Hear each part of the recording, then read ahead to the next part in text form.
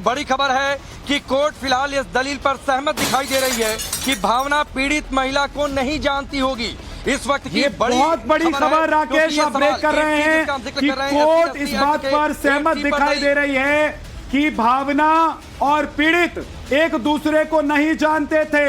इसका मतलब यह हुआ कि भावना को पहले से नहीं पता था कि अगली जो महिला है जो अपने आप को पीड़ित बता रही है या जिसने एफआईआर दर्ज करवाई है वो कौन सी जात की है। और अगर आप जानते नहीं हैं, पहचानते नहीं हैं, तो फिर आप किसी को जाति सूचक शब्दों से अगर कुछ कहते हैं या नहीं कहते हैं तो क्या ये मामला अश्विनी जी बनता है एसटी एक्ट का?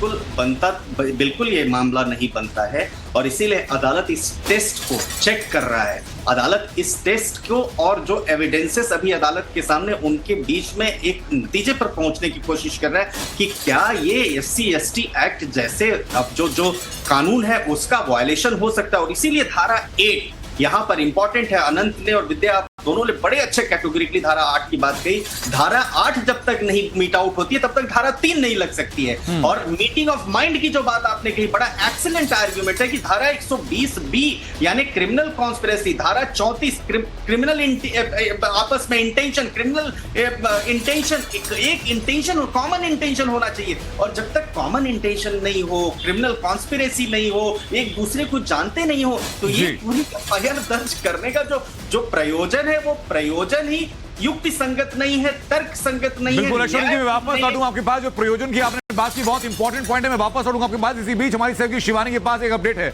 बताइए शिवानी जरा।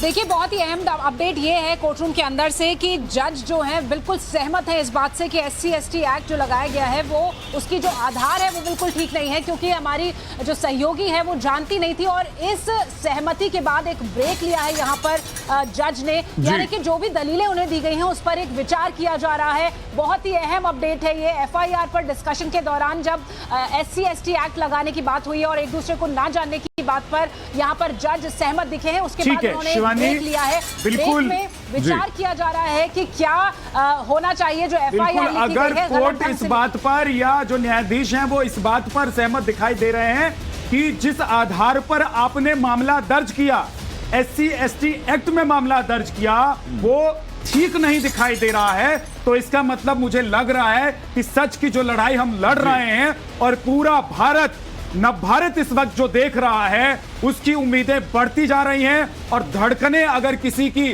बहुत तेज हो रही हैं तो वो अरविंद केजरीवाल आम आदमी पार्टी की, क्योंकि उन्होंने अपने सबसे बड़े अधिवक्ता यानी सरकार के सबसे बड़े अधिवक्ता को इस मामले में कोर्ट में उतार दिया।